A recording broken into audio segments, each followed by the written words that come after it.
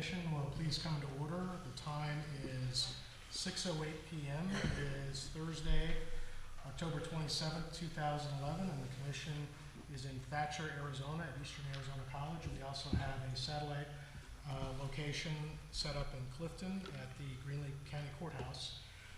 Won't you please rise with me and recite the Pledge of Allegiance?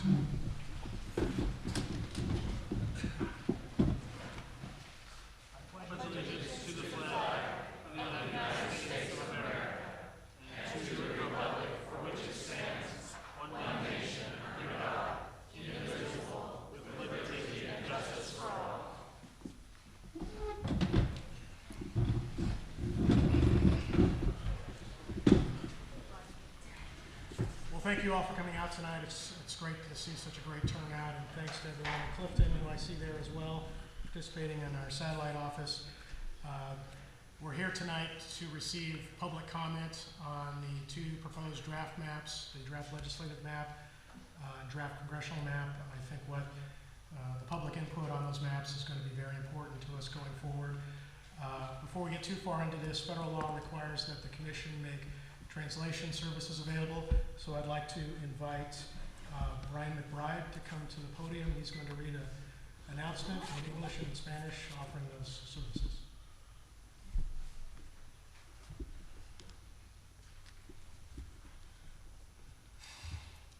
Vice Chair Freeman, Commissioners, ladies and gentlemen, in accordance with the Voting Rights Act, a translator-interpreter will be available at all public hearings in order to provide translating, interpreting services that might be needed for those citizens that need translating or interpreting services. Please contact the translator interpreter present at this meeting so that he can assist you, and I'll be the translator and interpreter this evening.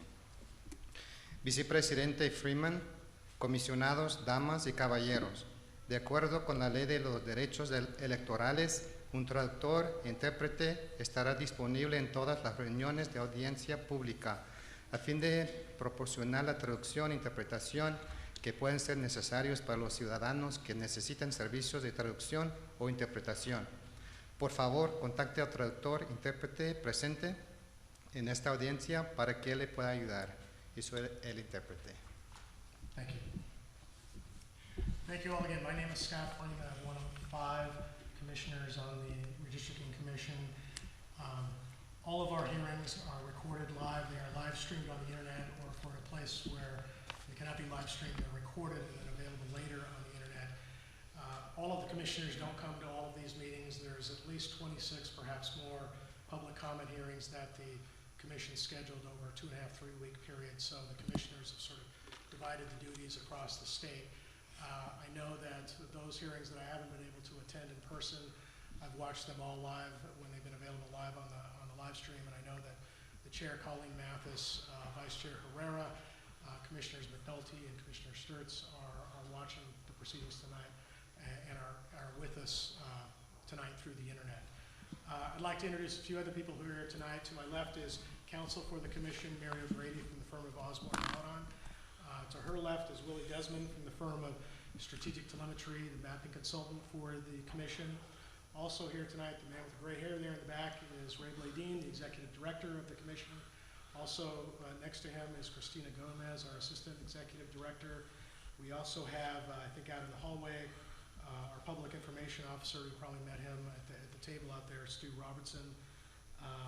We have Buck Forrest down here behind these boxes. He's running the live stream, our Technology Officer. Everything that's said tonight is being taken down by our court reporter, Marty Herder, who's down below me, who I can't even see. And we also have our public outreach assistants with us tonight, and they are actually in Clifton, Karen Herman and Shane Shields, who I can see. And we'll turn to you later when we get to the public comment to see, to take public comment from Clifton.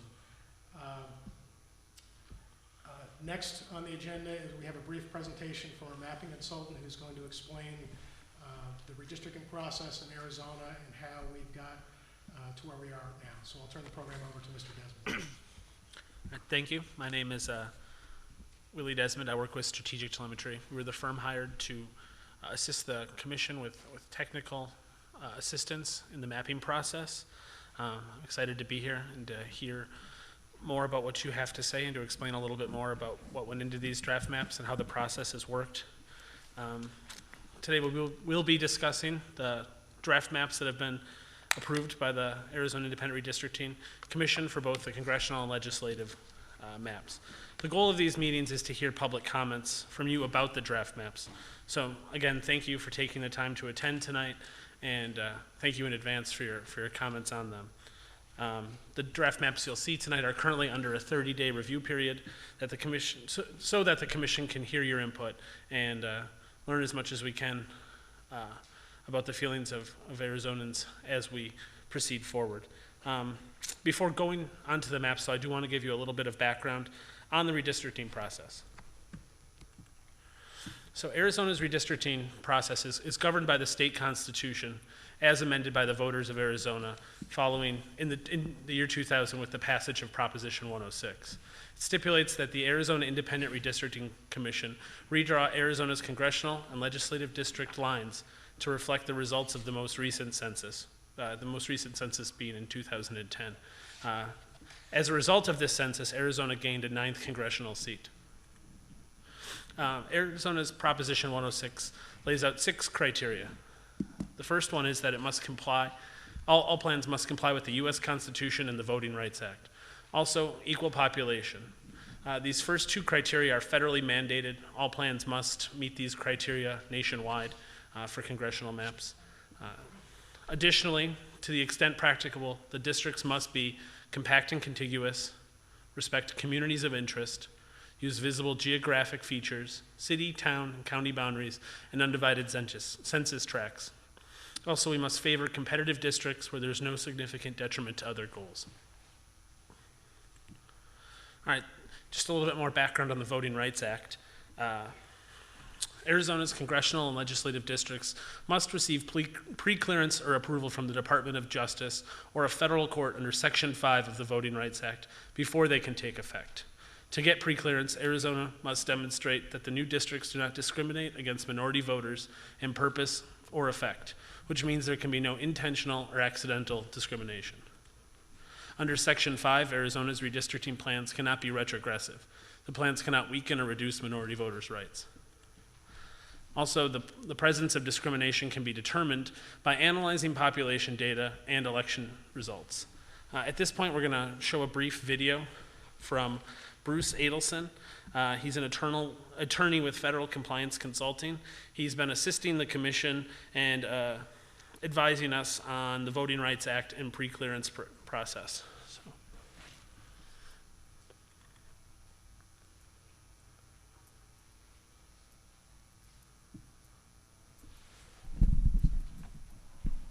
Hello, my name is Bruce Adelson. I wanted to spend a few moments with you to talk a little bit about redistricting. I was a senior attorney for the United States Department of Justice in 2002 when the department and my team objected to or blocked your legislative redistricting plan. It's very important to understand that under Section 5 of the Voting Rights Act, which is a federal law, Arizona must obtain approval or pre-clearance from the Department of Justice or from a federal court in Washington, D.C. for your redistricting plan to go into effect. Under Section 5, under federal law, your redistricting plan cannot discriminate against the rights of minority voters. It cannot retrogress their opportunity to elect whom they want. This is a federal requirement. The federal requirement supersedes and takes precedence over all state requirements, whether they're competitiveness, compactness, contiguity, or keeping communities of interest together. Those are all very important. But if they conflict with the Voting Rights Act and conflict with the one person, one vote requirement of the U.S. Constitution, then they must be revised. The requirements of the Voting Rights Act and one person, one vote are paramount. There cannot be any retrogression or discrimination against the rights of minority voters. If there is, the Department of Justice will not approve the redistricting plan. That's what we said when we wrote our letter in May 2002, and we objected to what the Redistricting Commission 9 years ago had done.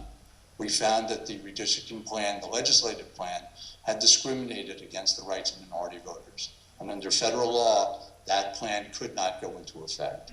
So that as you contemplate redistricting and look at the various maps that have been provided by the Commission, it's very important to understand that the federal requirements under our system of law and government take priority. Those requirements cannot be minimized and must be complied with for your redistricting plan to go into effect next year to enable you to have your legislative and congressional elections. I hope that my perspective as being a former federal law enforcement officer has been helpful, and I wish you continued success with your redistricting process. Thank you.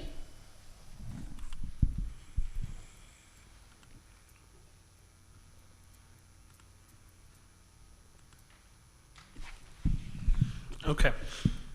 So overall, the redistricting process can be broken down into 5 stages or steps or phases. The first of which was that the commission needs to be established. The commissioners were appointed earlier this year following a thorough screening process, and they serve in a voluntary role for the state of Arizona. The 5 commissioners that were selected this year are Vice Chairman Scott Freeman, who's here this evening, Vice Chairman Jose Herrera, Chairwoman Colleen Mathis, and Commissioners Linda McNulty and Richard Sturtz. The next step would be the first round hearings. Before drawing a single line, the commission held 23 public hearings around the state in July and August to get input from the members of the public about issues relevant to the redistricting process, such as geography, communities of interest, minority voters' rights, and competitiveness. Step 3 would be mapping. We'll discuss this a little more later, but per Proposition 106, we must start with a clean slate. Then we divide the state into equal population districts in a compact and grid-like process to create a grid map. The grid map this year was approved on August 18th. Since adopting the grid maps, the Commission has met more than 25 times to consider adjustments to the grid maps to accommodate the rest of the constitutional criteria. During this time, they received additional public comment and have worked hard to draft these maps that you'll see tonight. The approval of these draft maps happened on October 3rd for the congressional map and on October 10th for the legislative draft map.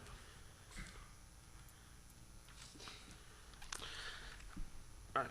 To show how the Commission came to these current draft maps, we will show the progression of the maps. Currently, we're visiting 25 towns, I think that's actually 26 now, and cities to hear the public's input on these draft maps and receive additional comment. This is all taking place during October and November. The fifth step will be upon completion of the public comment period, the ARC will adopt the final maps. Finally, the last step will be pre-clearance. Because Arizona is subject to Section 5 of the Voting Rights Act, the district maps must be approved by the Federal Department of Justice or the federal court in Washington, D.C. before they can be used for Arizona elections. All right, the map you can see up here is the current congressional draft map. This map will be phased out. It was retired after the 2010 election. Per Proposition 106, we needed to start with a blank slate. So this was the starting point for these draft maps. Also, per Proposition 106, the Commission created different draft maps that I touched on earlier. This grid map, only takes into account 2 criteria. It has equal population and it has compact and contiguous districts. All the other requirements need to be met by adjusting this draft map. This draft map was approved on August 18th. The Commission was presented with 2 different options, and they selected this one, option 2, which is seen here. Following that, after more than 25 meetings, the Commission voted to approve the draft map that you see here. In addition to taking into consideration the 6 criteria, the Commission took into consideration public comment provided at the public meetings, the round 1 public hearings, comments that were mailed in, emailed, hand-delivered, faxed, and telephoned. Over 5,000 public comments helped develop this draft map. As you see, some of the highlights in the congressional map are There are 2 predominantly rural districts on the east and the west side. There are 3 border districts, 3 districts in the greater Tucson region, 5 districts entirely in Maricopa County. We've gone to great lengths to avoid splitting Indian reservations, and there are 2 districts where minority voters have the opportunity to elect candidates of their choice.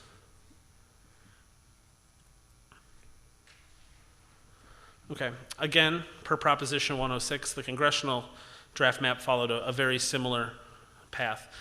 This is the old draft map, the one that was last used in 2010. Again, per Proposition 106, we started with a blank slate. We then again developed a grid map that only satisfied 2 of the 6 criteria, equal population and compact and contiguous districts. Again, after the 25 meetings, the commission developed this draft map. Arizona has 30 legislative districts, and each has 1 senator it elects and 2 House members. There are some important points to mention about this legislative draft map. The population growth has been taken into account. Some of the old districts had population as low as 155,000 or as high as 378,000. The current draft map has a range of about 207,000 to around 215,000.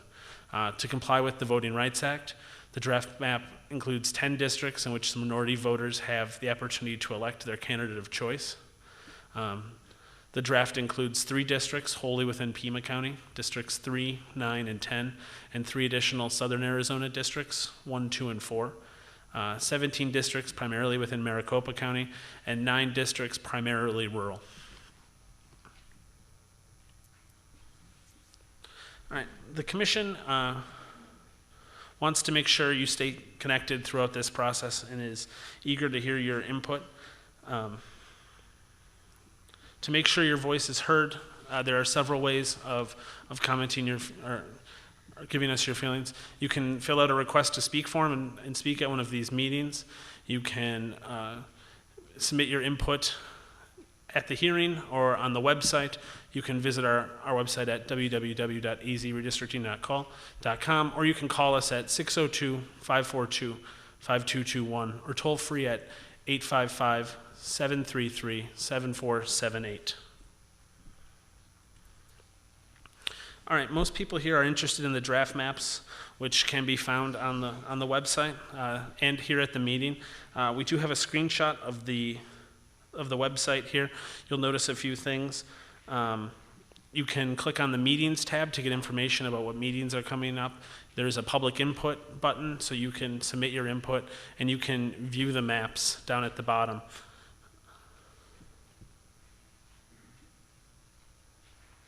So if you do click on this maps button, it'll take you to a page that looks very much like this. This allows you to see some of the maps and the data tables and the reports that go along with them. I do want to point your attention to one specific file type, and that's the Google Maps here. If you click on that Google Maps link, it'll open up the maps in a page that looks very much like this. It's a good way to view the maps because you can zoom in to your individual house. You can look at any streets that you're curious about. You can follow the boundaries very easily.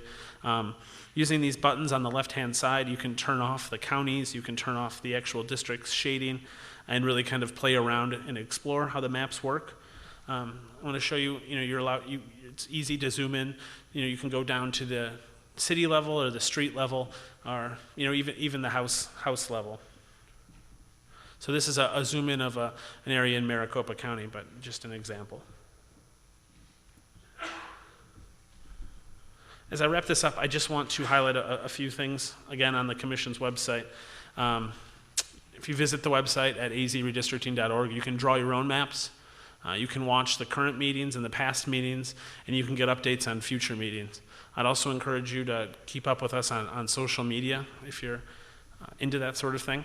You can follow us on Twitter at #AIRC, or you can friend us on Facebook at facebook.com/azredistricting.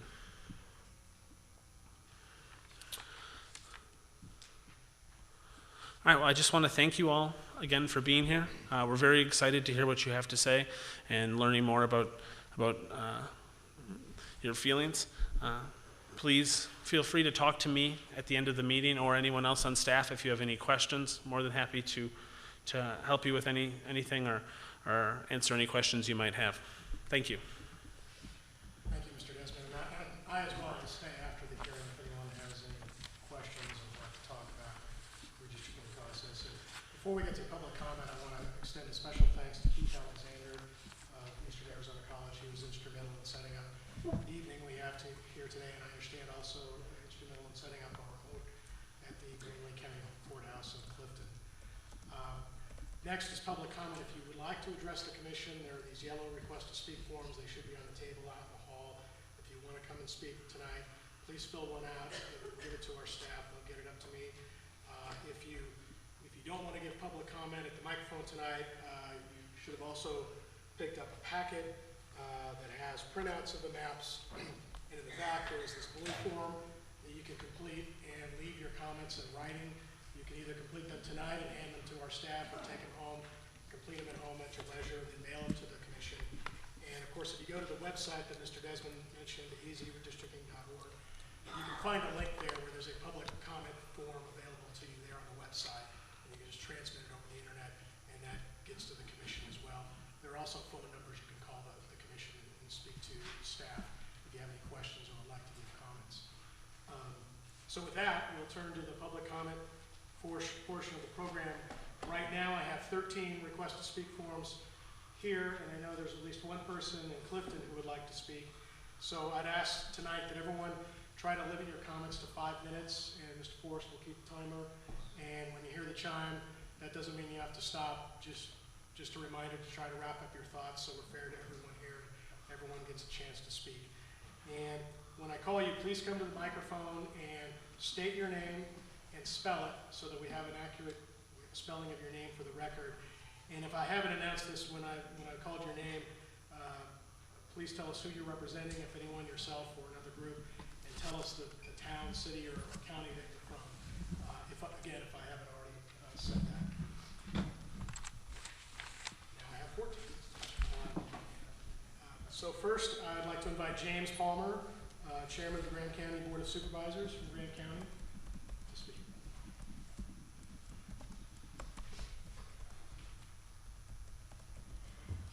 Thank you, Vice Chairman Freeman, staff members. We appreciate you making the effort to come and be with us this evening, and I want to extend a welcome to you to Graham County and express our appreciation for your efforts to come and hear what the people in Graham County have to say.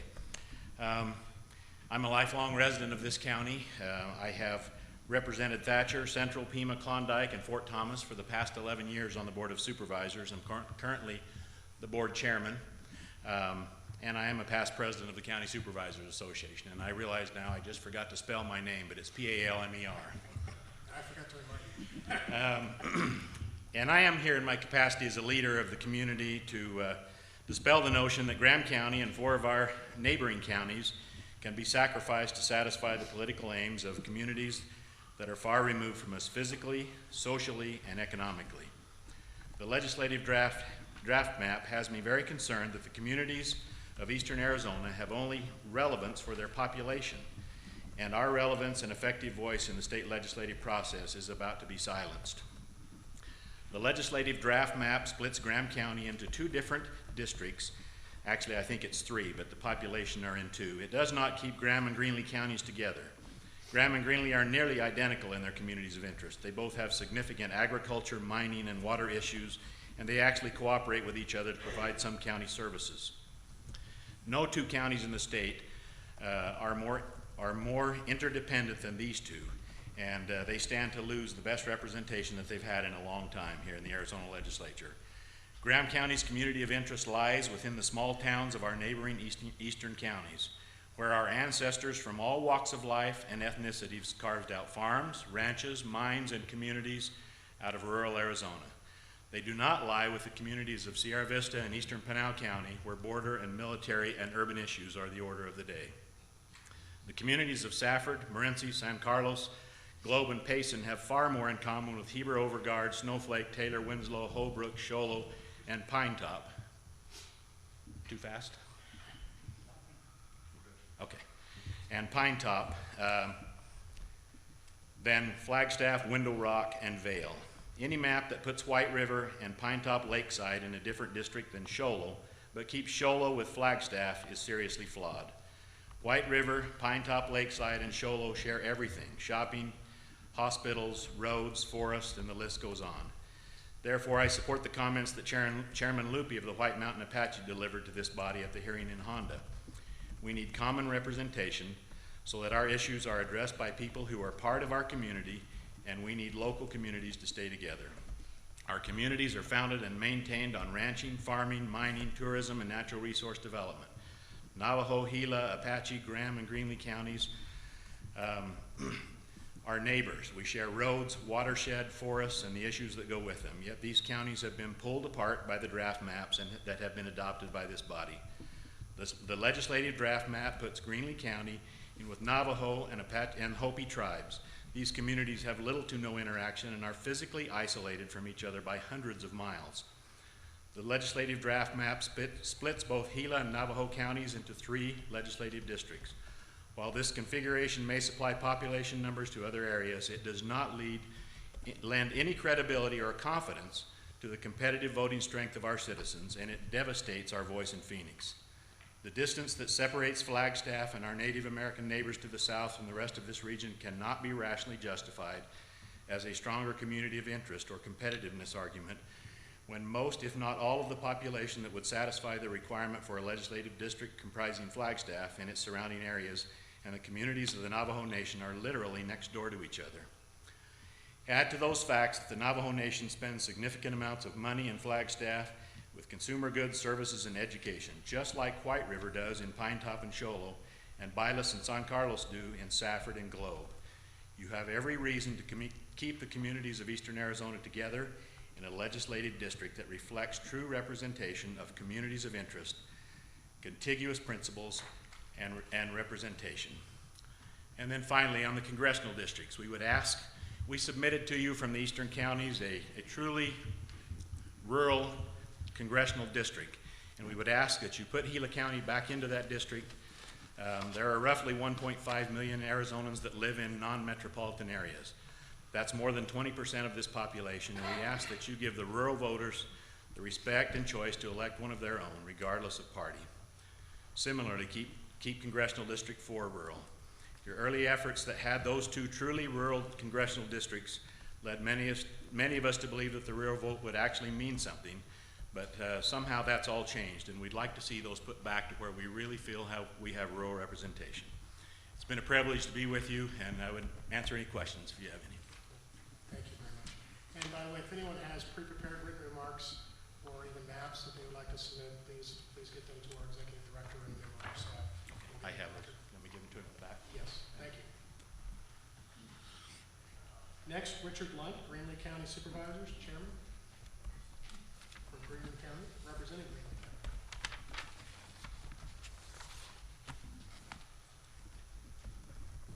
Richard Lunt, L-U-N-T.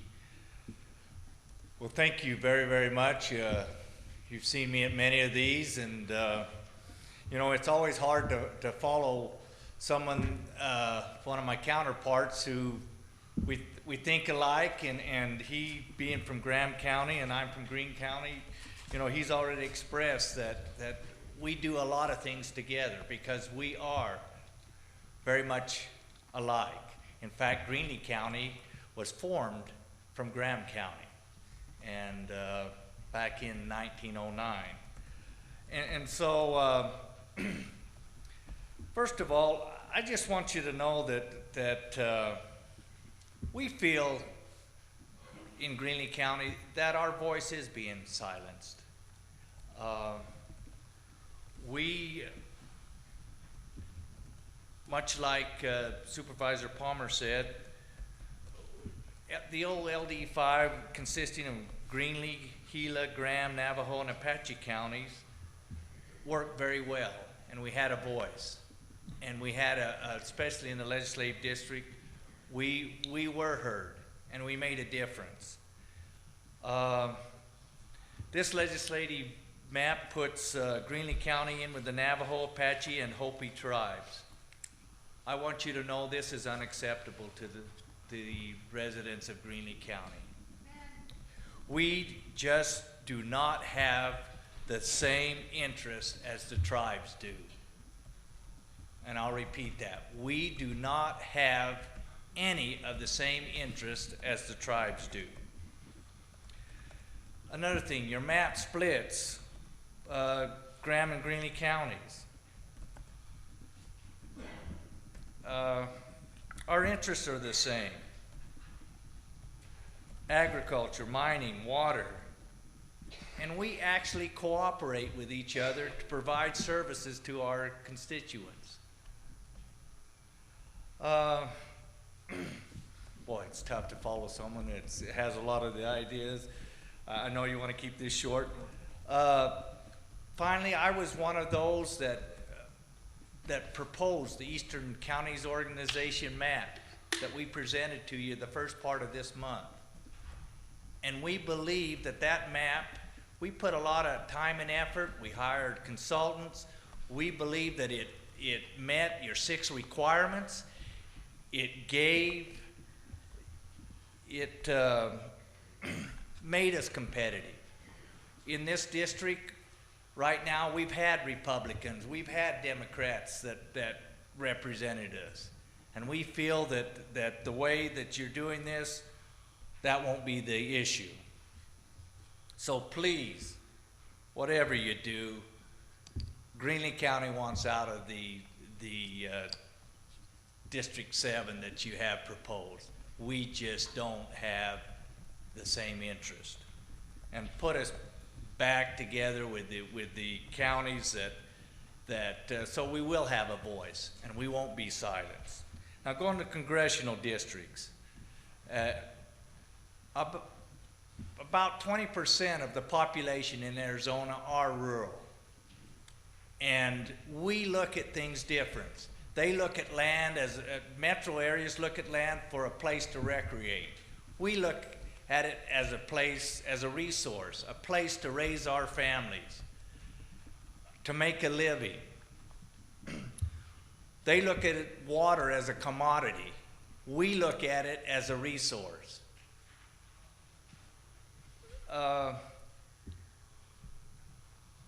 And I believe that the rural areas deserve to have someone that is elected from our area.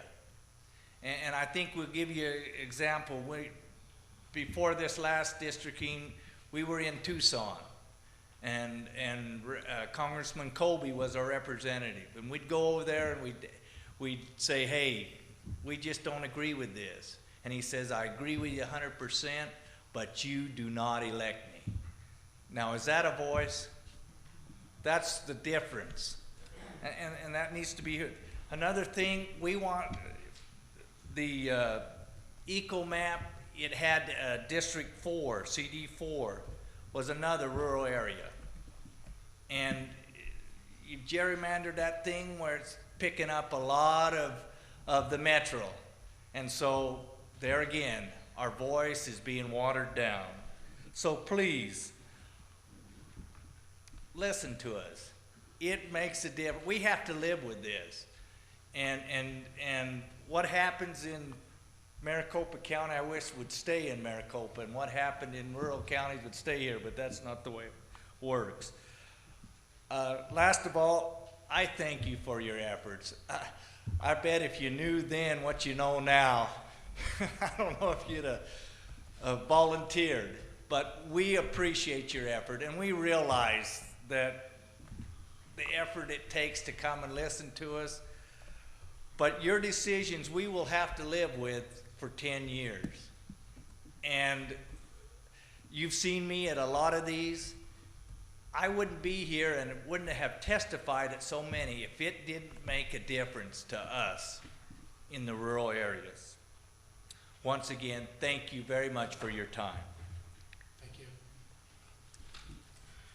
Next I have John Drew, Graham County Board of Supervisors, District 1.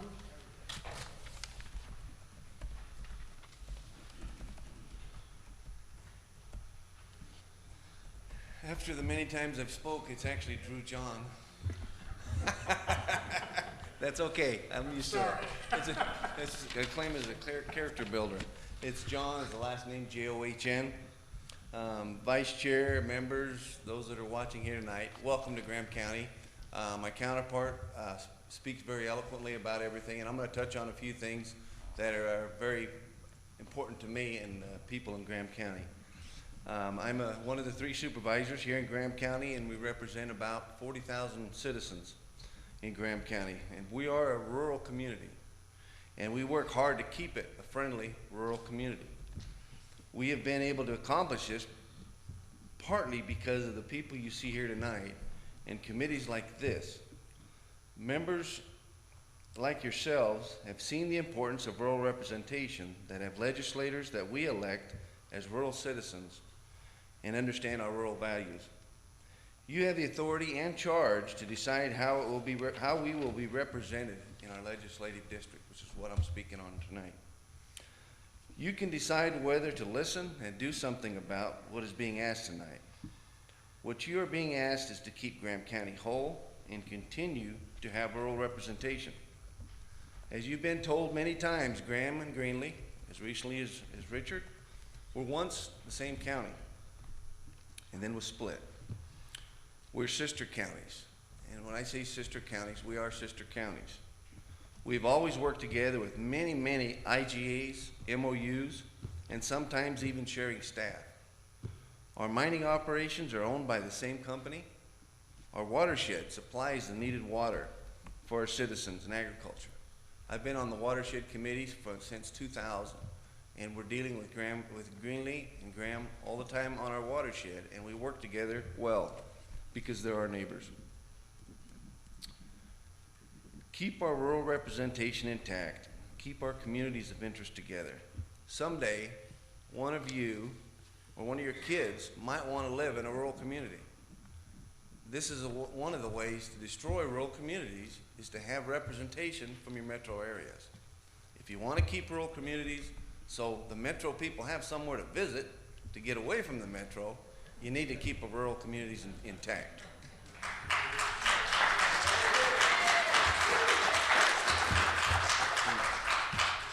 And thank you for being here.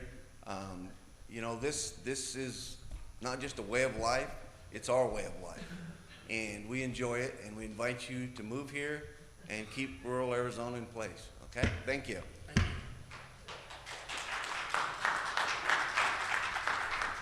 Next is Mayor Chris Gibbs, Mayor of Safford.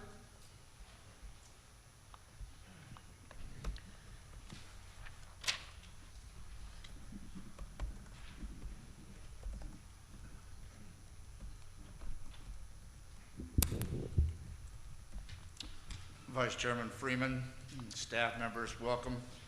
Gibbs, GIBBS. My name is Chris Gibbs, and I am the Mayor of Safford, which is the county seat of Graham County and the economic center for southeastern Arizona. Until now, the mayors and councils of Graham County have asked our county supervisors to speak to you concerning our entire region. However, I feel compelled and obligated to speak about the apparent idea that our rural area of the state is only important as a numbers pawn for communities removed from us geographically, economically, socially, and politically. After listening to the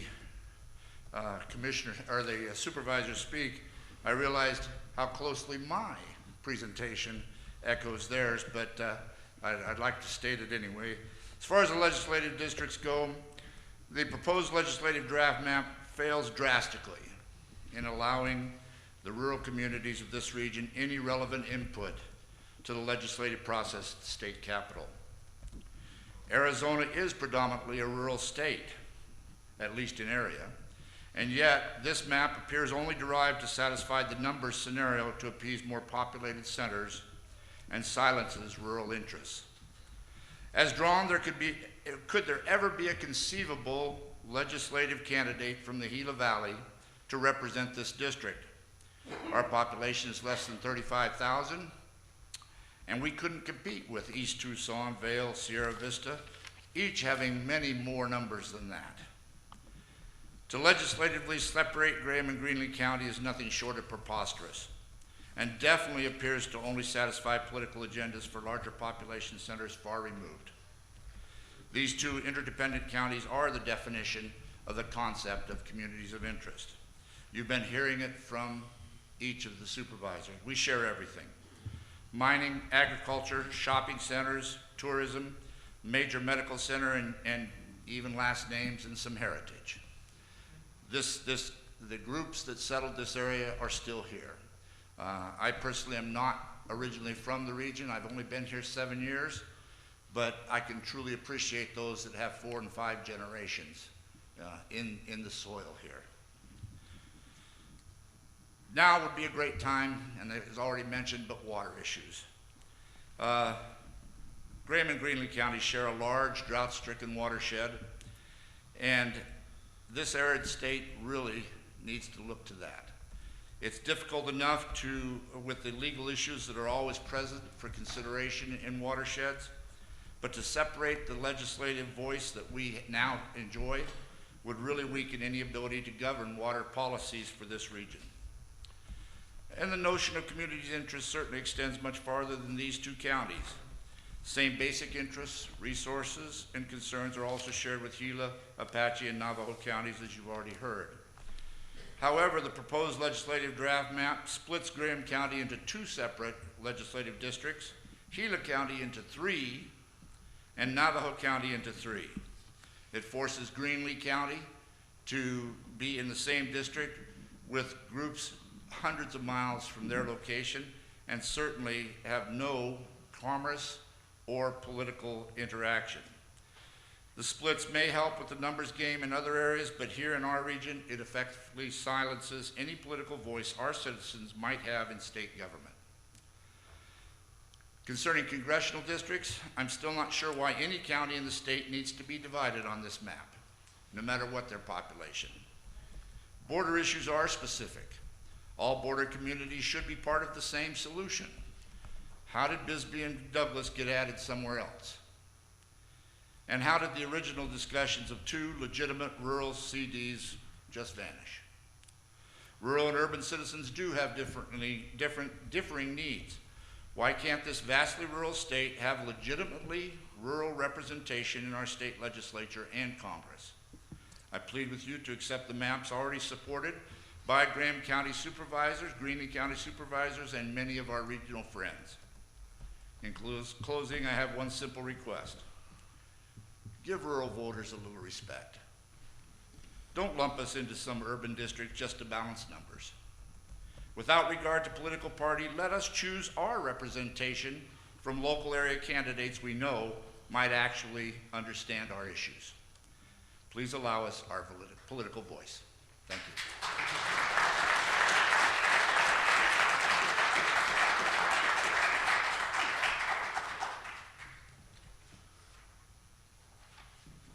Next, I think I'd like to throw it to Clifton. I have one speaker, Doug Stacy.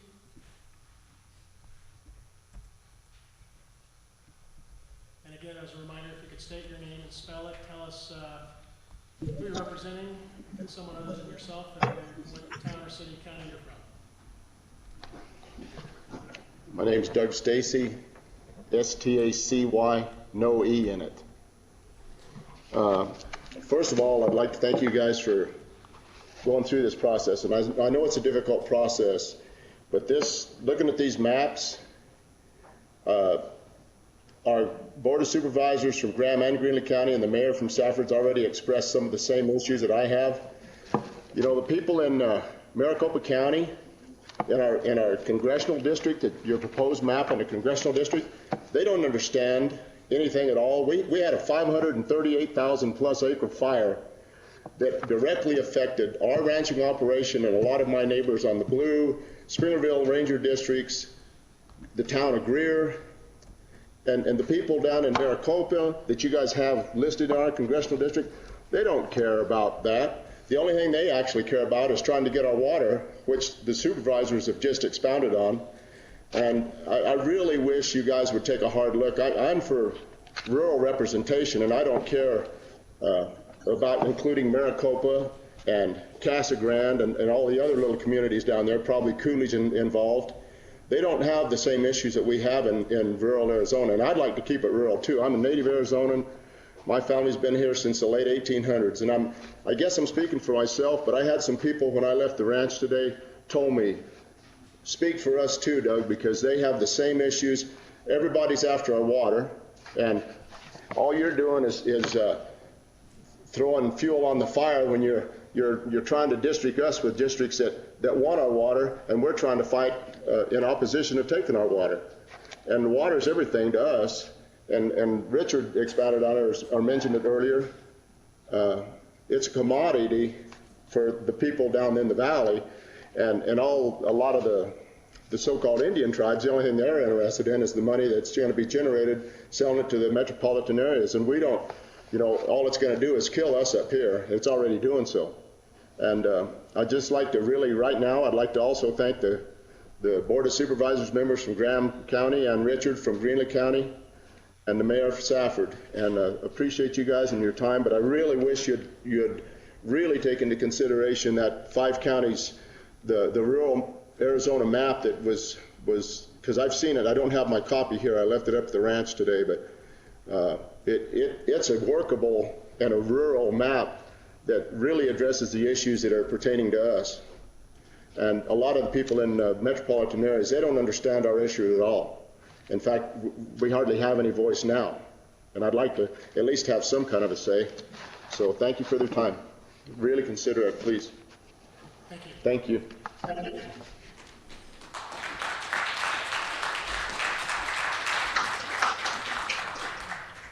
Next I have Bill Brandon, Chair of the Gila Watershed Partnership from Graham County.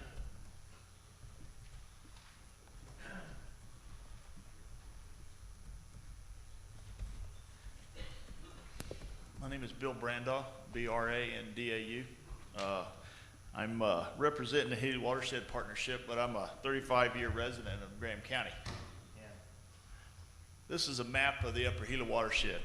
It's split by the state boundary. Half is in New Mexico, half is in Arizona, and the east-western portion is the San Carlos Dam. And my career is primarily focused on natural resource issues the entire 35 years. As a chair of the Gila Watershed Partnership, we wanted to express our concerns about the particular legislative districts and the congressional district. Our group is a broad-based community organization that has been founded in 1992 with the novel idea of local people solving local issues. One of the state agencies came in our community and asked us to look at our issues and help solve them, and so we kind of sillily decided to do that, and we've been functioning since then. We identify issues, we develop solutions, and we seek funding, and we implement the actions with the community. Since our 19 years of existence, we have successfully implemented millions of dollars of projects in both Graham and Greenlee counties to support the watershed. This year, we received the Partners in Conservation Award from the Secretary of Interior, one of 4 in the country. So we've been somewhat effective. To this end, I want to speak about the redistricting. The Gila Watershed Partnership proposes that you leave the Gila watershed in one legislative district, as it has been for the last 10 years. Also in the same congressional district. We believe that by doing so, it furthers the goals of the Arizona Constitution, Article 4. Districts shall be geographically compact, contiguous to the extent practicable. The district boundaries shall respect communities of interest to the extent practicable. And to the extent practicable, the district shall have visible geographic features. By definition, a watershed is geographically compact, it's continuous, and it has definite geographic features as defined on a map, and I'll give you a map. Those address parts 1 and 3. What I'm really here to talk about is a community of interest. The watershed, its resources, and its people define a community of interest. And I wish to emphasize the community of interest that exists in this watershed. Statute generally prohibits the transfer of water from one watershed to another.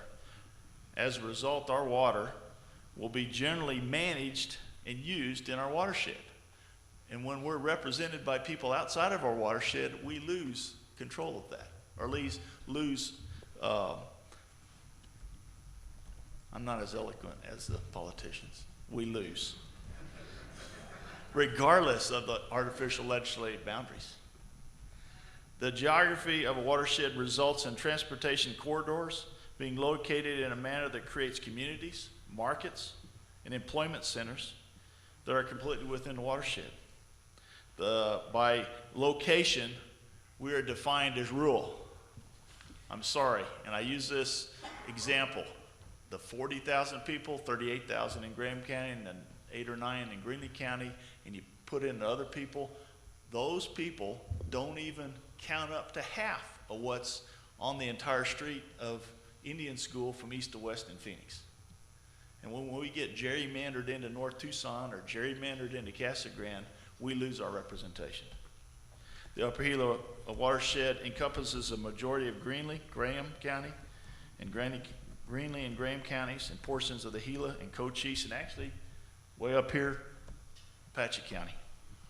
The watershed's resources and its uses define our community of interest.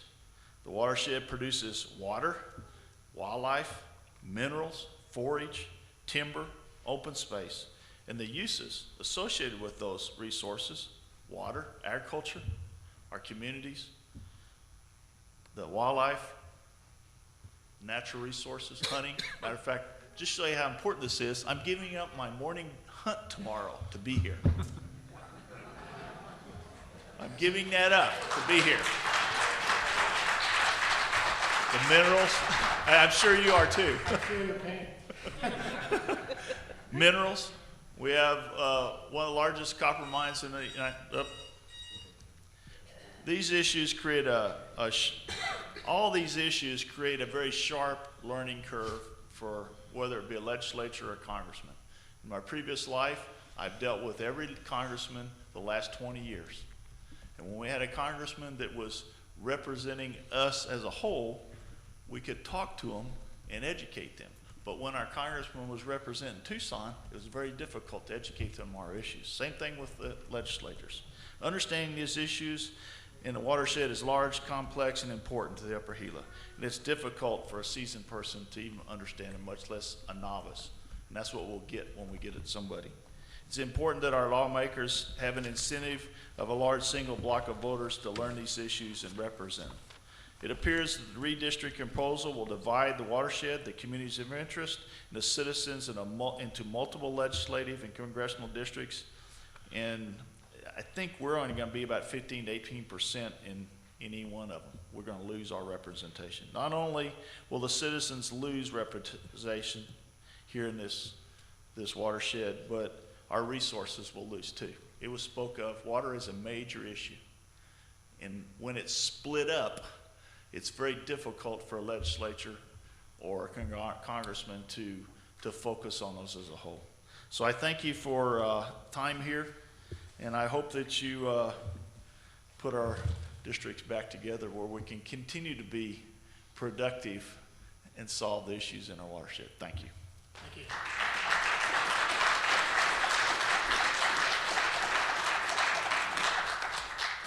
Donna Orbegoso, representing South.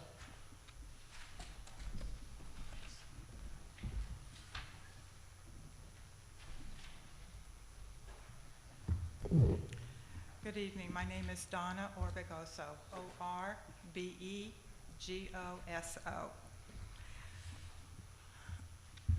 Dear Redistricting Commissioners, I recognize that many long hours have been invested in the redistricting meetings and hearings. I am, however, a bit dismayed that schedules and venues have been published and changed with very little notice, and that makes it very hard, especially for those of us who work and live outside the large metropolitan areas, to arrange to attend meetings. So I thank you very much. I appreciate you being here tonight. As a concerned citizen of the current Legislative District 5, I wish to register my support for what I to the best of my recollection, you had an option 1 6A map that was previously proposed, and very much, we find that very easy to support, and I would like you to reconsider that option. This map best preserves the communities of interest of our current district, such as small rural communities, farming, ranching, mining, mountainous areas, forest land, and historical heritage. Communities of interest is a major issue to be considered in redrawing the district lines.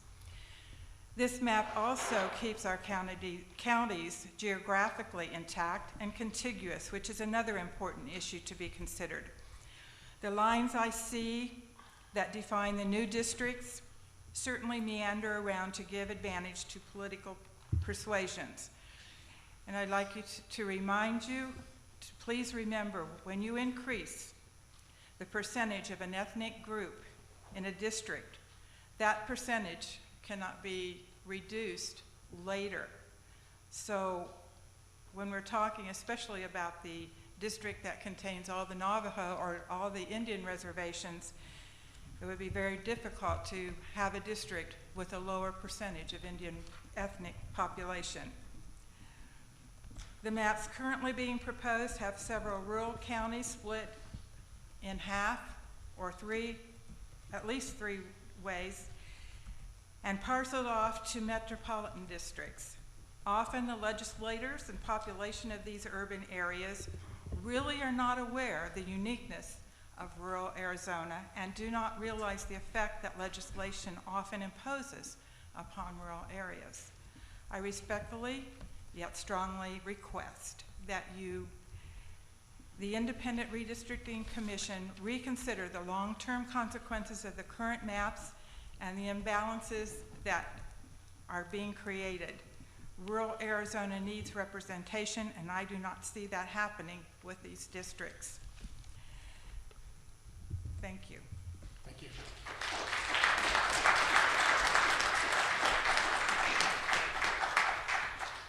Rudy Dalbra, representing self from Safford.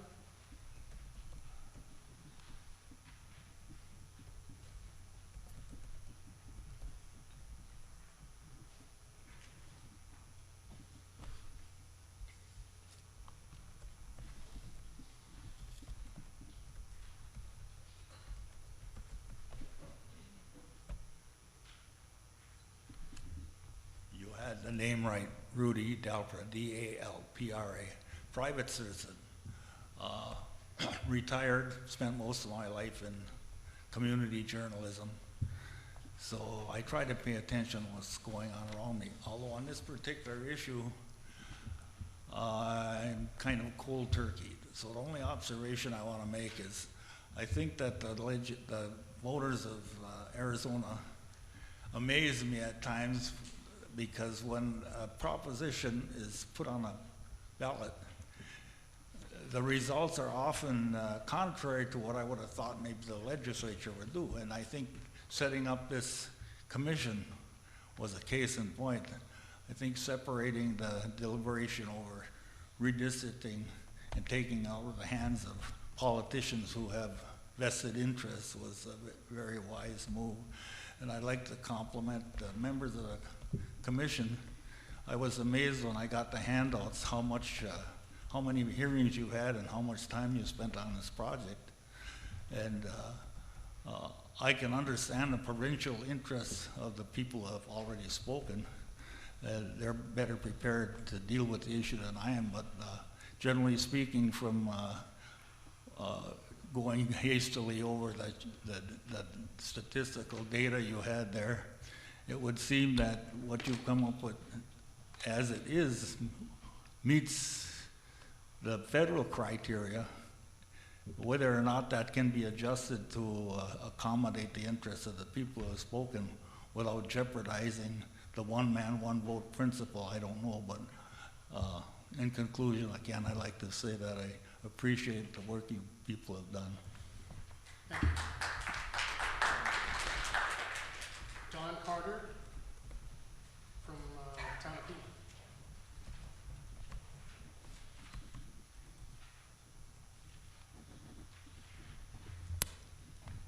My name is Don Carter, C-A-R-T-E-R.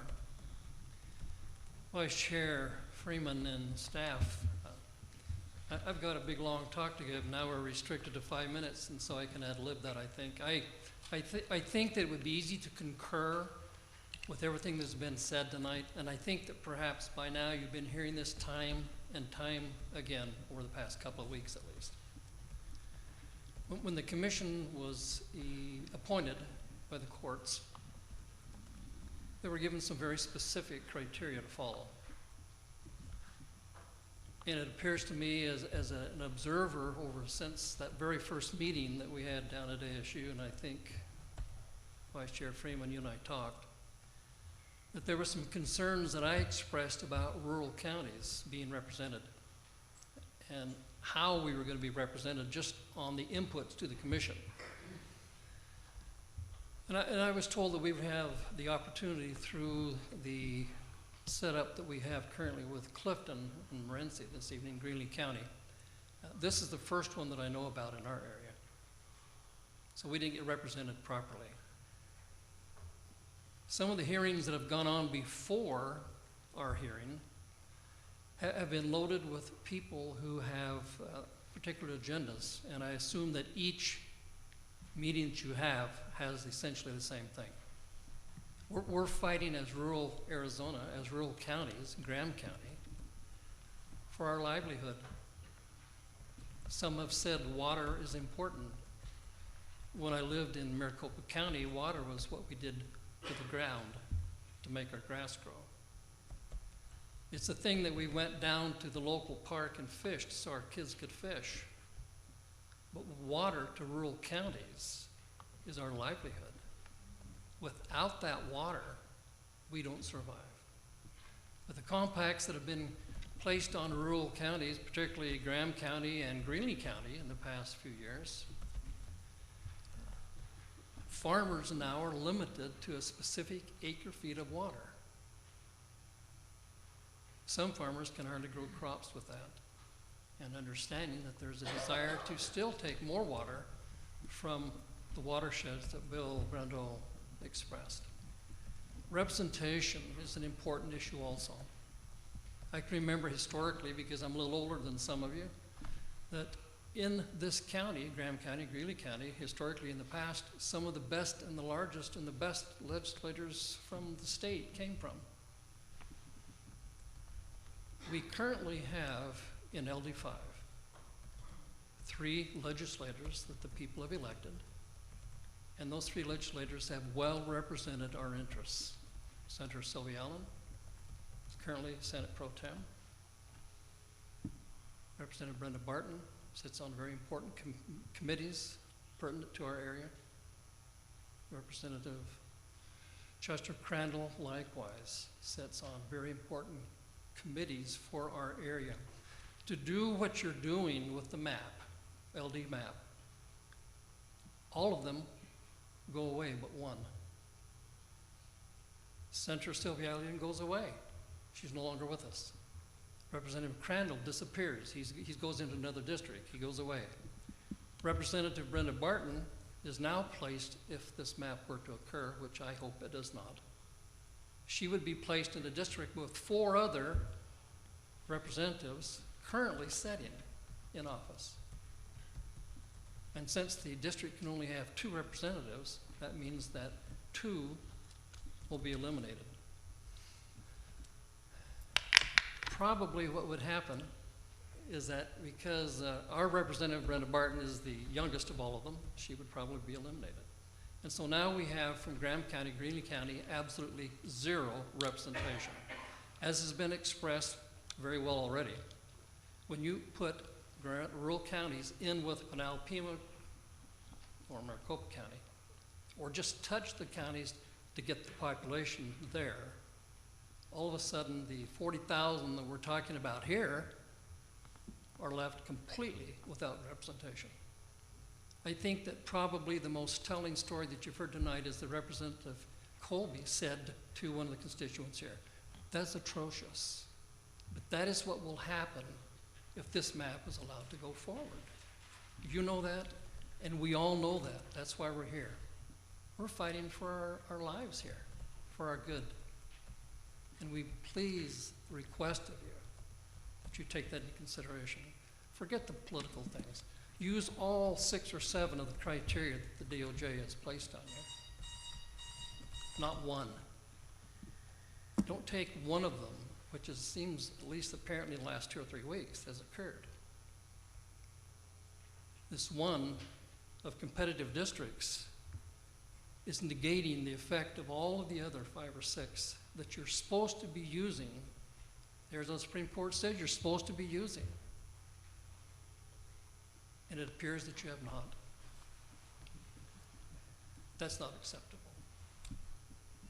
And I think that the legislator and that Governor Brewer is understanding that now, and that's probably why some of the fire is being placed in your laps by the political side of our country. Thank you very much. Thank you.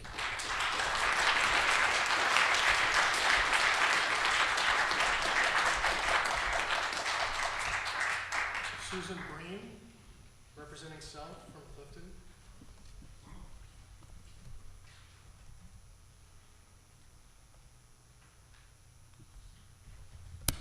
Good evening, commissioners, and thank you so much for coming to this part of the state. We were really concerned at the first round that you weren't coming out here to Eastern Arizona, and now you're here. And I'm also very glad that Greenlee County was able to participate.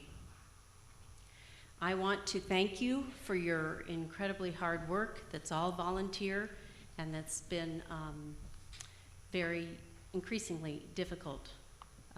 And people are quick to criticize, but I think one thing they don't understand is that you have to keep your congressional districts and your legislative districts relatively equal in population. That's very difficult to do when we have declining rural population. And I, for one, am very glad and appreciate very, very much the way you've worked so hard to keep CD1 out of Maricopa County and to create 2 rural districts. I favor the congressional map, and I oppose the blatant partisan politics involved in trying to impeach one or more of the commissioners. The CDs right now, as they're proposed, have 2 predominantly Democratic districts, 4 Republican, and 3 competitive, meaning they could go either way. I fail to understand how that favors Democrats. Governor Brewer is complaining that the new 9th CD is too competitive. I thought competition was the foundation of our way of life and our free enterprise system. And so why are Republicans opposed to competition when it relates to our democratic form of government? Could it be they're afraid that if a district is competitive, it might affect the balance of power that they've had in this state since 1966, the legislative districts?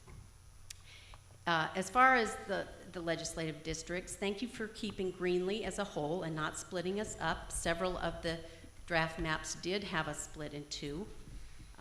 Again, though, I feel that in the interest of creating competitive districts and community of interest, that Greenlee would be better served being part of the whole of Graham and the whole of Cochise counties than where we are now. But I really appreciate your hard work, and thank you so much for coming here and hearing what we have to say tonight. Thank you.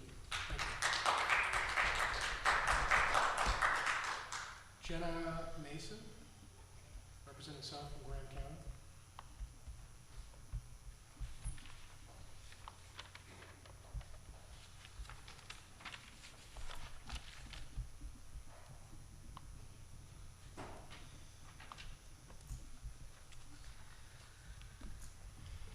I would like to thank you for coming once again. It is a hard thing to take everything into consideration. I wanted to address the legislative map first. I am from Graham County, so that's what I'm going to specify on and to expound upon. But I am going to talk about the others as well, because my belief is that we need to unify ourselves, and I believe that with some of the mapping that's going on, especially taking the whole of the Navajo and the Apache, I think it's segregating us.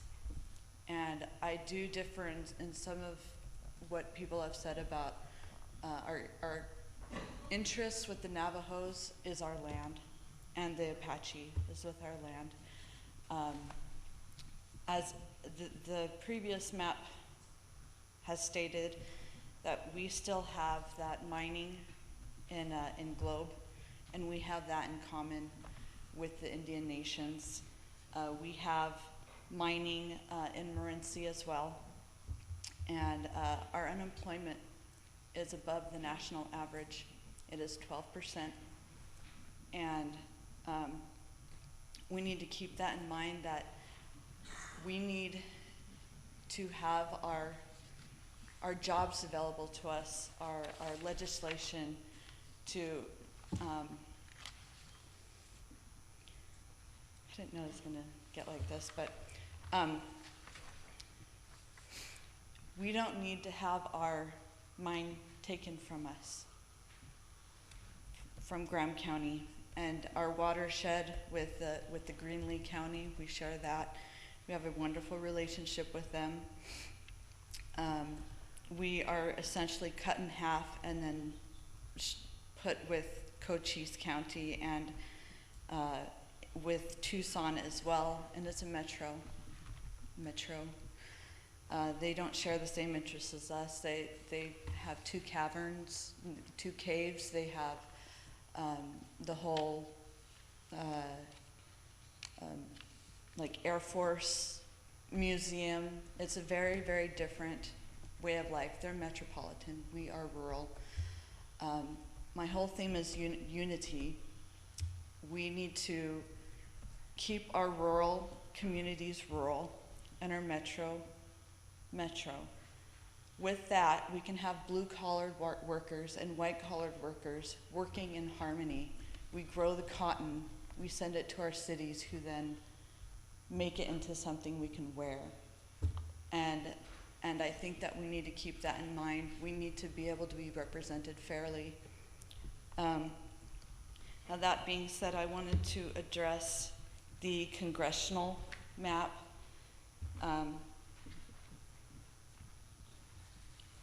I have been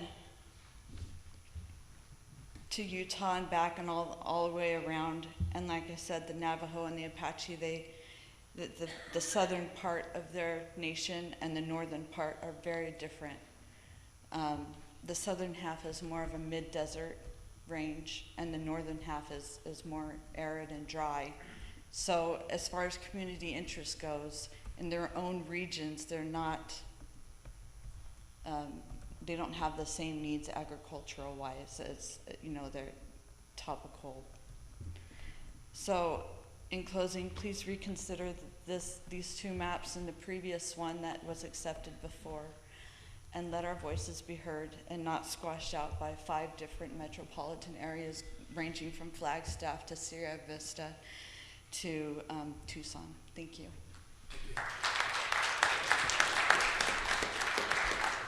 It's Jenna, Jenna Mason. Fred Kessler, representing Self, and if you could let us know where you're from.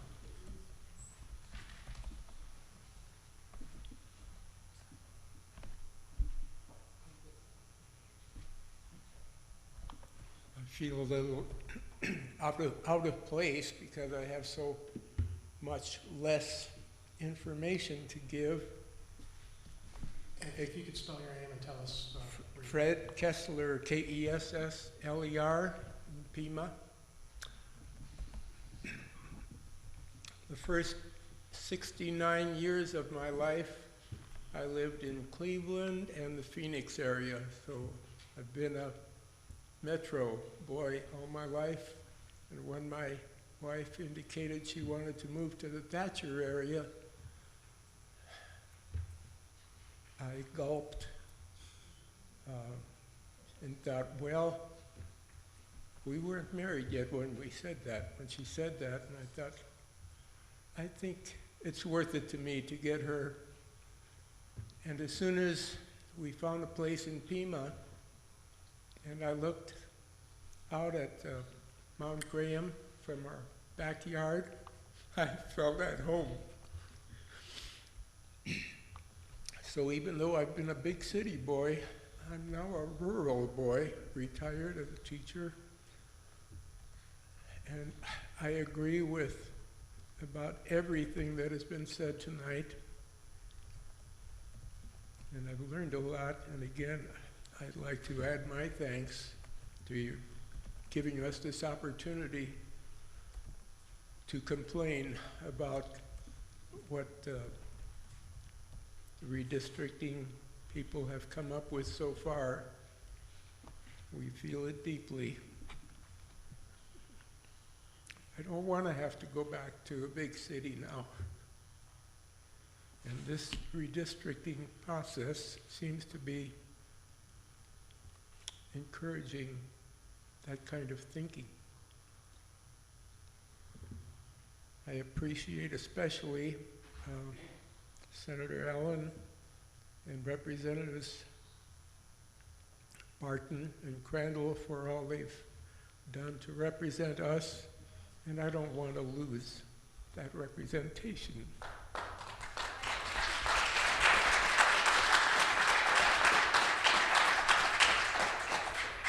From what I've seen of maps, it appears that the rural Arizona ADHOC Eastern Rural Congressional District map that has basically two halves to it seems to be workable, but none of the others that I've seen seem at all workable because there's too much of Tucson in Graham County. Thank you. Thank you.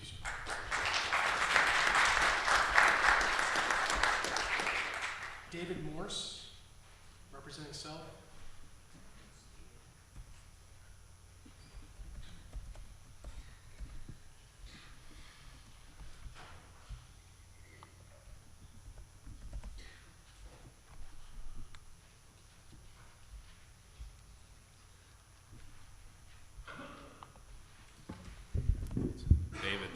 M-O-R-S-E. For the past 10 years, Graham County has been voting together with Greenlee County, Apache County, and Navajo County.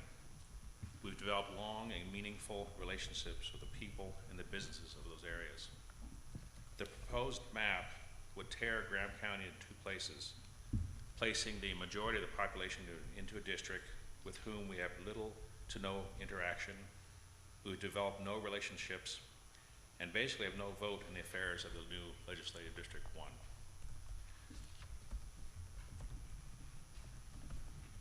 Graham County has only 1/6 of 1% of the state's population to begin with, and you would take that and cut it in half. Under this new map, Graham County will become insignificant and lose our voice at the state capitol. To illustrate, let me point out that the recent wildfire affected Apache County, the wildfire affected Navajo County, the fire affected Greenlee County, and the fire affected Graham County. Ash from the wildfire still flows in the Gila River here in this county. The wildfire did not affect anyone living south of Interstate 10. The people of Cochise County and Pima County are our neighbors, and we have nothing against them, but they're not part of our community. Thank you. Thank you.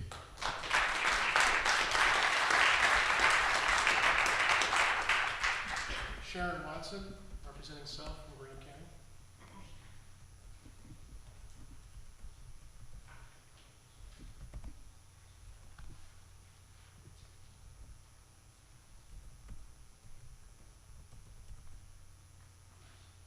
Hi, my name is Sharon Watson, S-H-A-R-O-N, W-A-T-S-O-N.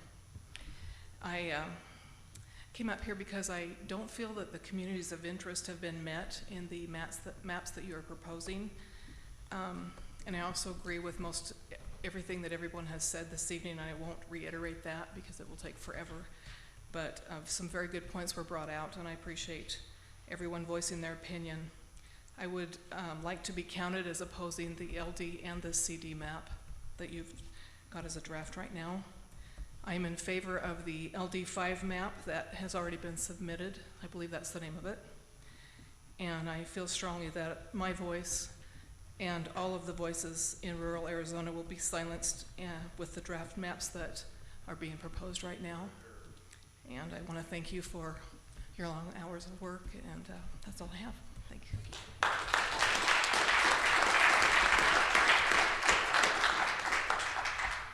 Dan Carlson, representing himself from Safford.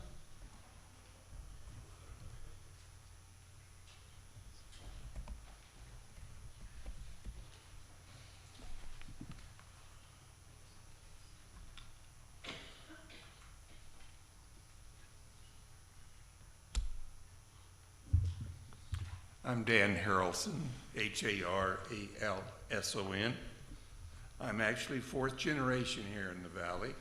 Maybe some of the early ones should have been run out, but they stayed, fortunately for me. I love this area. After my education, I returned here specifically because I do love it so much. I want to thank you for the difficult, but hopefully fruitful works.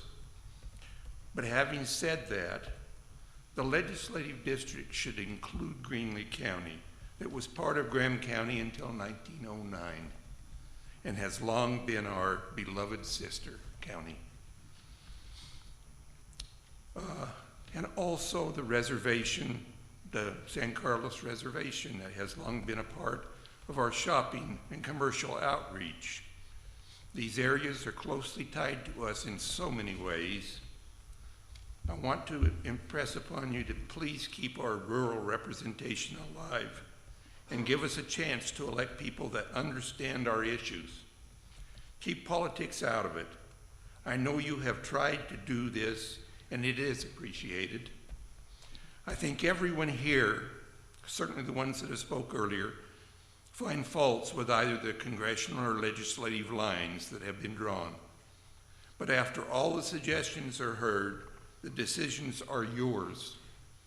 And I do understand that the tough job it has been for you to make these decisions.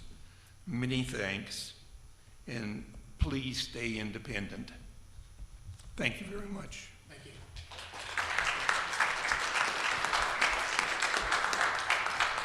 Jesse Bryant from Globe.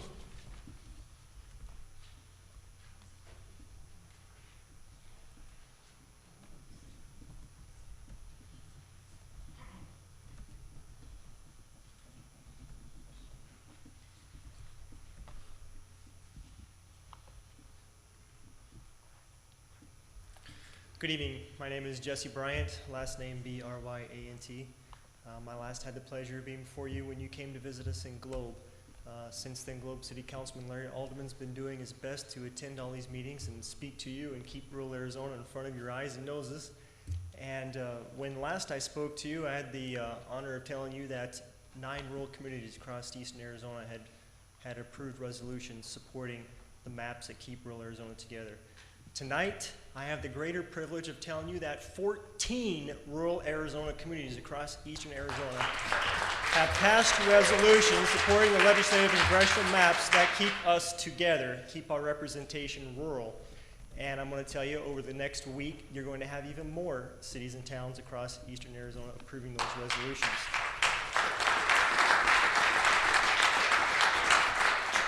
It was you, Mr. Freeman, who asked me as I displayed this very rough map to you if I'd constructed the map on the IRC website.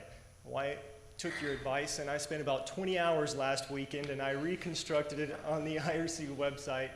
And the cities and towns are submitting, the ones that passed have submitted this, so this correlates with that for your record. You have the LD map already on your record. I believe you call it option 1, 8A, I believe is what it is called. That is a map that is continuing to be supported. We just strongly encourage you to hear the voice of rural Arizona.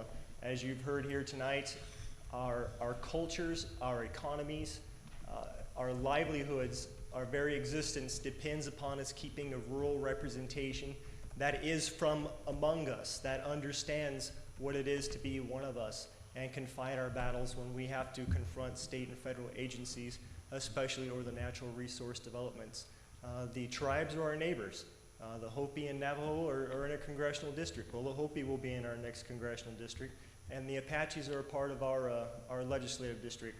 And they are our neighbors. We do many things with them, especially in Globe, the San Carlos Apache.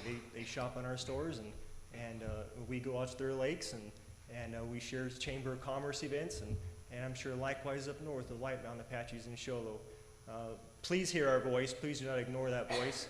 I know there are 5 of you, as Mr. Sturt said, you're going to lock yourselves in a room and not come out until there's blood on the windows. But after the blood is cleared away, I hope rural Arizona will survive your deliberation. Thank you very much, and I look forward to telling you when there are more communities on board with this. Thank you.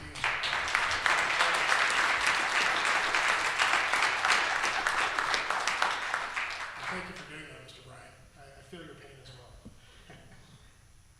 well. Next is Dr. Susan Menges. And if you could tell us who you're representing and where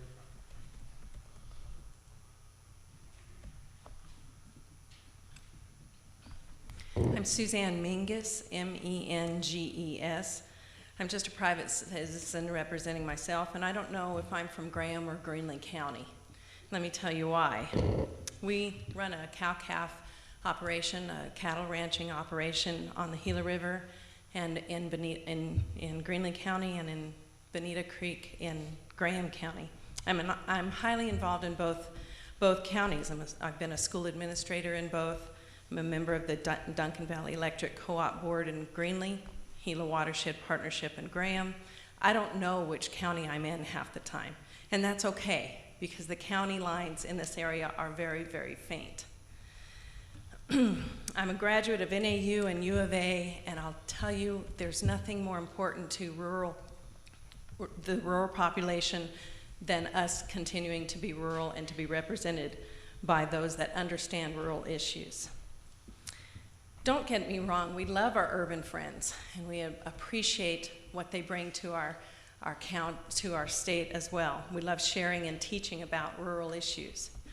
We enjoy teaching them that you can't fire a cattle guard.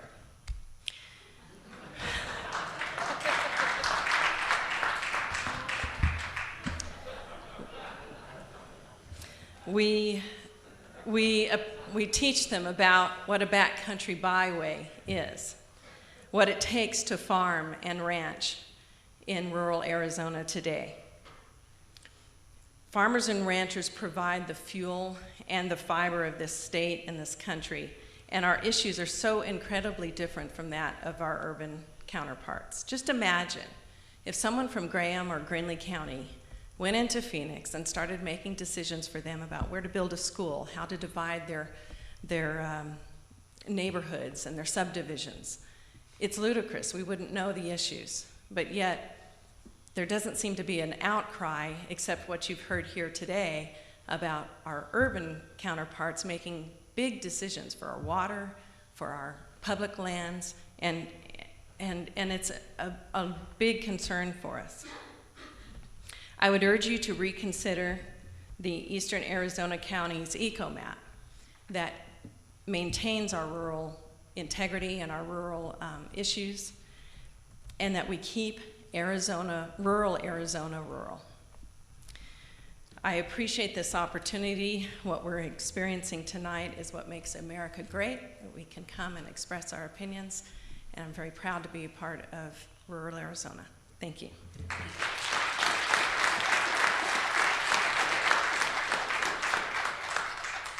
Mitchell Beals, representing South.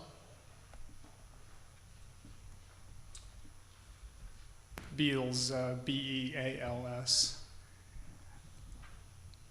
I'm fifth generation Beals here in the Gila Valley. I have 8 grandchildren.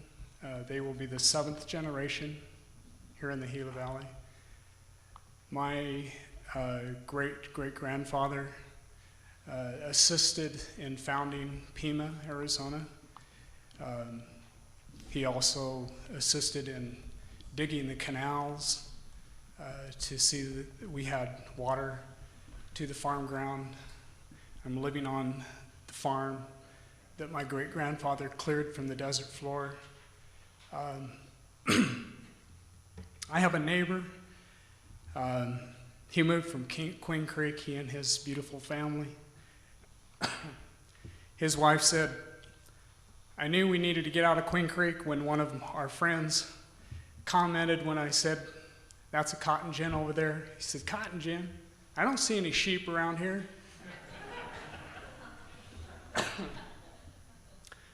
And again, there is a difference between rural and metropolitan, very much so.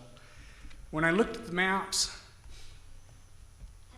the thought that came to mind was all roads lead to Rome. But this is not the Roman Empire. This is the American Republic. The Pledge of Allegiance that was said this evening is dedicated to a united people. But the reason they're united is because they have the freedom to be different from one another without being overwhelmed. In fact, the United States of America would not even be the United States of America had there not been some compromises between the more populous states and the rural states. They would have refused to unite. And the reason the rural states were concerned is because they didn't want to be swallowed up by the more populous and more powerful states and lose their voice, like I'm losing mine. What I would beg of you to do is to make your decisions based on correct principles.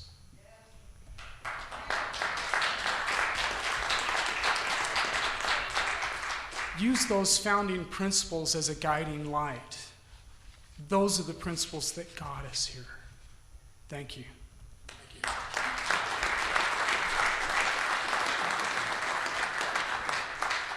Next is Pat Fleming, representing Self from Cochise County.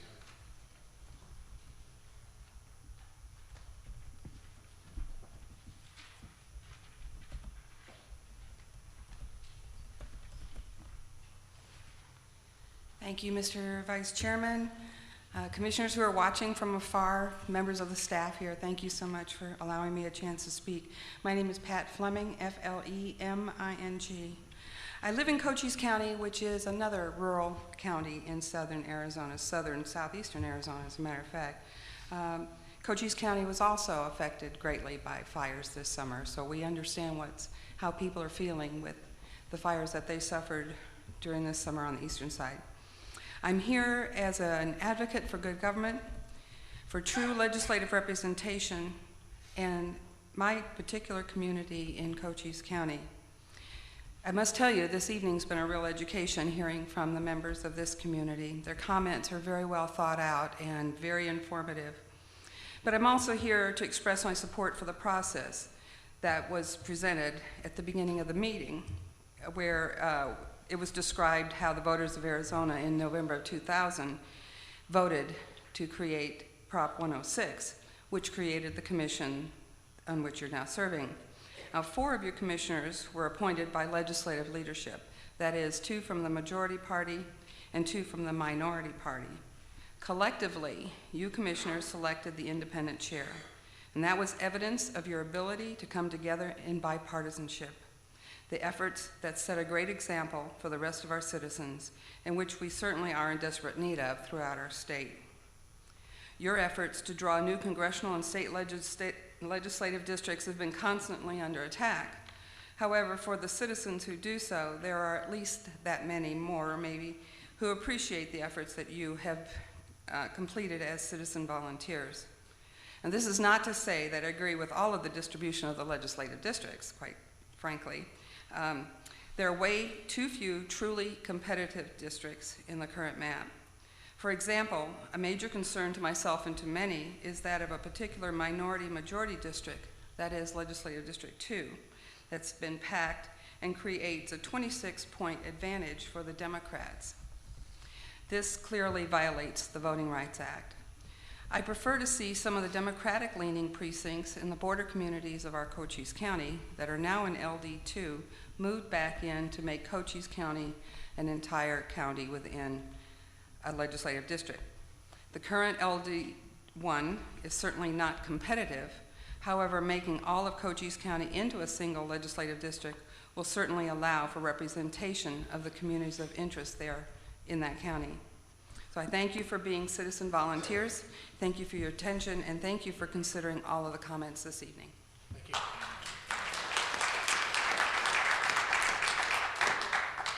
Larry Nielsen, representing South in Grand County.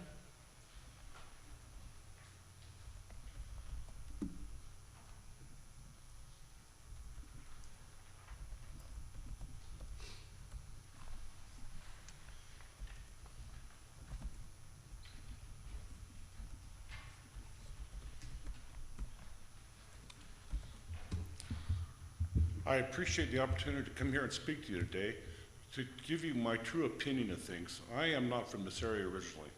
I'm from Southern California, out by Death Valley. And from where I'm from, water is a main issue.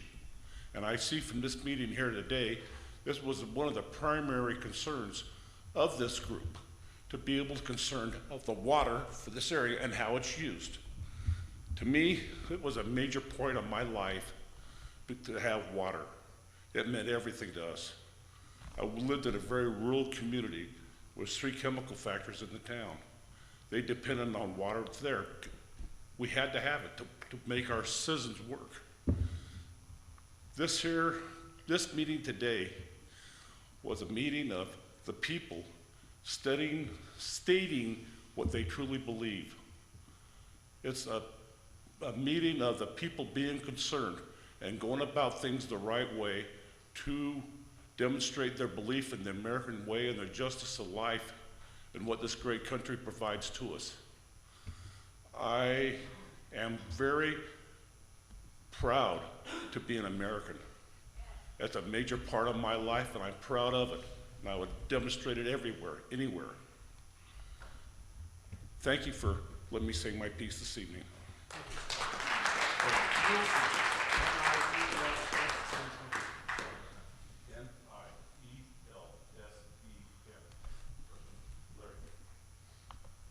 Next we'll go to Clifton. We have David McCullough.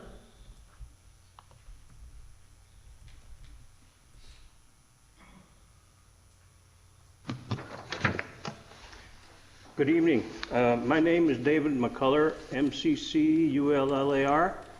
I happen to be the mayor of Clifton. I am not here to speak for the town or the town council. I'm here to speak for myself. I'm here to commend this commission for the job that they've done. I've been hearing all the commentaries that's been going on, and I have a very hard problem in defining how either one of these districts could have been put together without going into a city or a town, a metropolitan area. Because if we were truly rural, we would comprise 99% of this state. We would either number one or the congressional or the legislature would go all the way around the state of Arizona and not touch any population center, because I mean I just can't see where the commission could have gotten the numbers if they didn't go into cities and towns, and so that's about all I can say. I want to thank you for the job you've done, especially under quite bad circumstances, but that's about all. Thank you.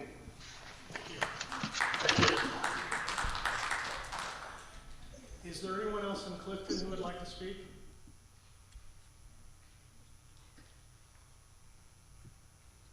I'll take that as a no. Is there anyone here that would like to address the commission? That was my last request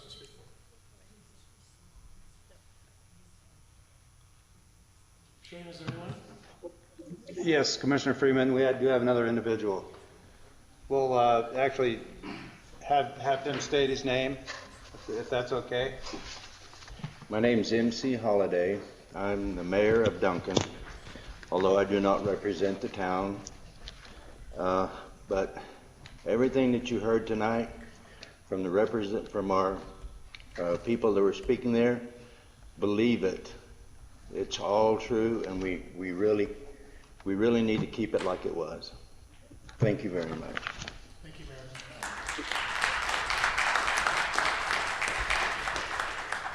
Anyone else in Clifton?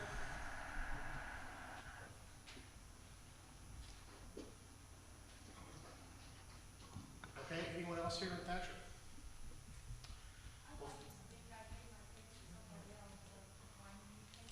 Come on up.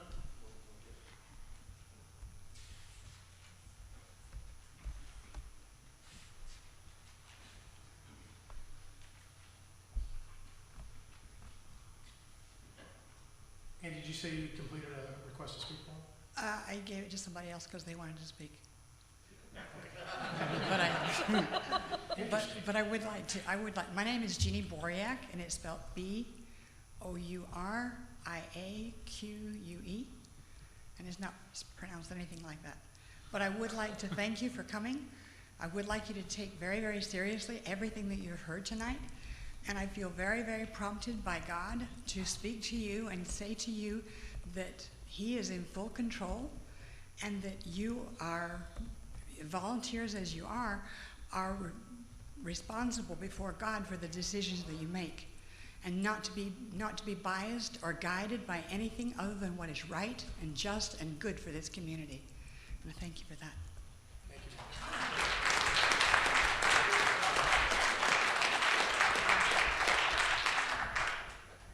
Is there anyone else? Okay, well, usually this is the part of the program where we turn the microphone to the other commissioners who were in attendance, but since it's just me tonight, I get it. You know, one of the great privileges of serving on this commission is coming out to places like Thatcher and Safford. That was one of the perks for me. It was a great drive coming up here. I really enjoy getting on those roads that I haven't been on in quite a few years. I'm not going to sit up here and pretend to tell you that I fully understand the rural issues. I was born in Phoenix. I lived most of my life in Phoenix. I lived a few years in Tucson, going to school down there. But I've got family roots that are in the rural Arizona. My grandparents moved just after statehood into Bisbee, where my father was born. I spent a lot of time in Cochise County. And growing up, and even today, I spend a lot of time in eastern Arizona. I'm one of those urban people who likes to come up and hunt and fish and get away from it all. And so a lot of what I hear certainly resonates with me. And shortly after being appointed to the commission, after we'd had a few commission meetings, one of the agenda items was a request for a speaker from the Arizona Farm Bureau, and I volunteered to do that. They were having their annual meeting in Phoenix, and I went to speak to them, and I gave them the Redistricting 101 speech. And they had a few questions, but really the main concern they had was constructing rural districts and keeping them rural. And the commission has heard that again and again and again ever since then. And certainly, I believe that rural is a community of interest. I believe there are other commissioners that believe that as well. And the Constitution says, to the extent practicable, communities of interest must be respected. And that's something I'm trying to do.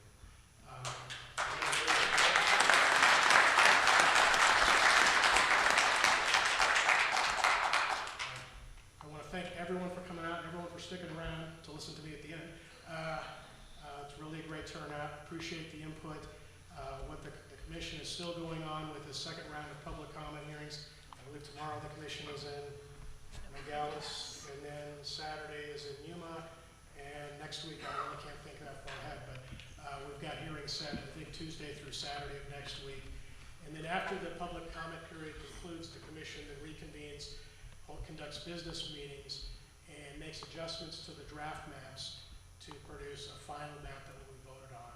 And I think it is incumbent upon the commission and every commissioner to take into account all the public comment that has been heard, take that, evaluate it, apply the 6 constitutional criteria, and make the appropriate adjustments. And in developing in voting on the draft maps, a number of commissioners noted that they were drafts and that there would be changes, and I think the changes are appropriate. So that's what's coming next again. Thanks everyone for coming. And at 6:53 p.m. I declare the meeting adjourned. 7:53.